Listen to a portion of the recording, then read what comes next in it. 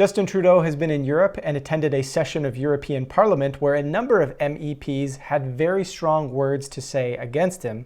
Why don't we have a look?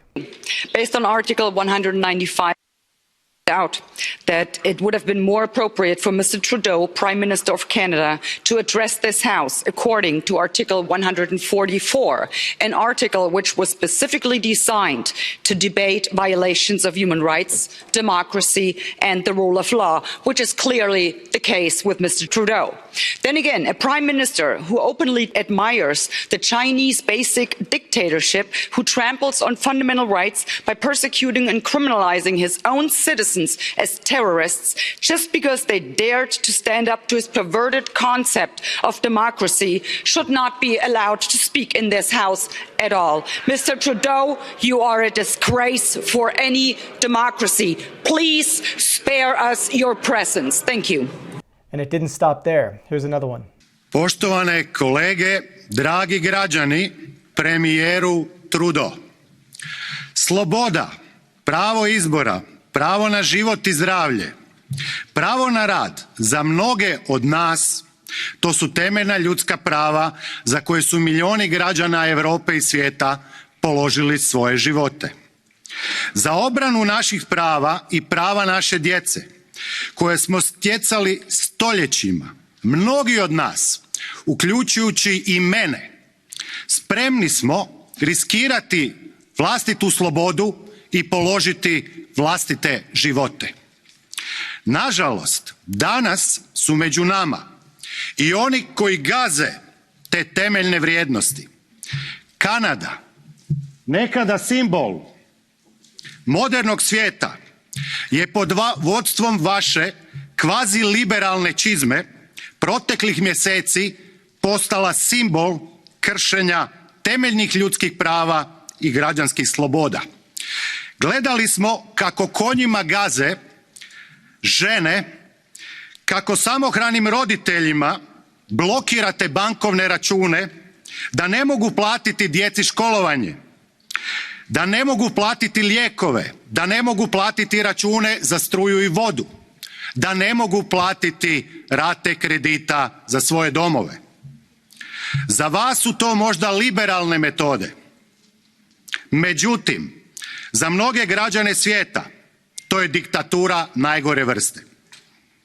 Budite uvjereni da građani svijeta, udruženi, mogu zaustaviti svaki režim koji želi uništiti slobodu građana, bilo bombama, bilo štetnim farmaceutskim proizvodima. Hvala. And yet another one. The Prime Minister of Canada, the way he's behaving right now, he's exactly like a tyrant, like a dictator. He's like Ceausescu in Romania. If even you doubt, if you raise doubts about the vaccines, you're outcasted. What's the difference between what he does and what happened under the Inquisition? See, on one side they say, well, we should not believe in God, but on the other side they say, believe in science. We don't have to. Science is not about belief. Science is about measurements, conclusions, hypotheses, and arguments. We got to a point right now where even if you say something, if you raise any doubts, you're already considered, as whatever, they label you in very different ways. This is not okay.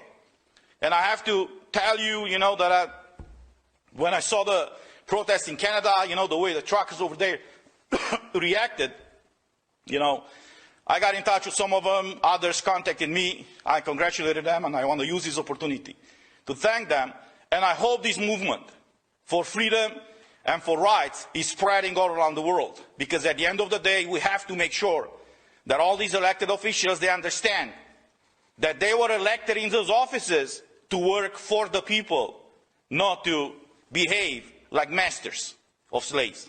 Thank you. And interestingly about this last one I'm about to show you is this German representative actually tried to stop Trudeau from even being able to present his speech at the European Parliament. Have a look. President, honourable members, we keep discussing here our European democratic values that underpin all of our actions. I worked in Syria and Pakistan for many years as a diplomat, and therefore value democracy very highly. Now, the invitation to Canadian PM Justin Trudeau is an invitation to someone who's been trampling on democratic rights, who's been cracking down on people who protested against disproportionate corona measures, peoples who were supporting a non-sanctioned movement coming under criticism. So clearly the values of democracy are being despised by this individual. Let us not give someone like this any speaking time in this house of democracy. And interestingly enough, as Justin Trudeau did go to make his speech, a large number of members of parliament actually left before he could do so in protest of what he had to say. Here's one more clip from Justin this time talking about democracy. Putin thought democracy was weak. He saw our disagreements and debates as weakness. But what he has never understood is that the rigors of debate, that forceful civic engagement, is what makes us strong. And that democracy, at its best, will always be stronger than authoritarianism.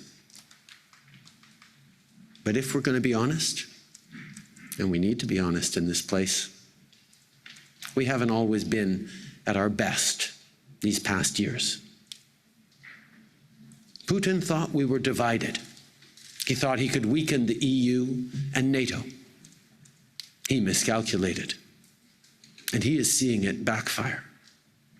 NATO and the EU are now more resolved and united than ever, because all of us in this room who are committed to democracy know in our bones that democracy didn't happen by accident, and it will not continue without deliberate, mindful effort. And I think this is why there's been such a high level of confusion in Canada as to why mainstream media seems to be sort of blind to the way not only the rest of the world sees Justin Trudeau, but even the vast majority of Canadians. One fact that often shocks people is people who are not living in Canada, and even some people who are living in Canada, don't realize that only 30% of voters actually voted for Justin Trudeau in the last election, basically stating that the vast majority of the population who did vote did not want him in power.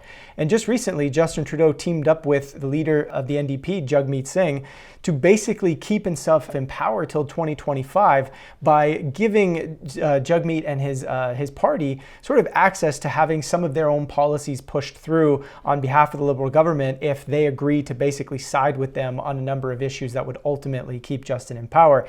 And to me, this is anything other than democracy, and this is why people are getting upset. This is why, the Freedom Convoy happened to some extent, is people are looking at the nature of government, how it's operating, the authoritarian sort of position that's been going on here in Canada for the last little while, and they're saying, we don't trust this, we don't like this, we don't want anything to do with this, and in return, the government is turning around calling these people names. So, again, there's not much to say here. It's all pretty self-explanatory, but the reality of the situation is we're yet again at this time where trust is being lost, and for good reason. Everyone else seems to understand that what Trudeau is doing is not something that should be respected, yet here in Canada, mainstream media continues to protect him in almost everything he does. Why?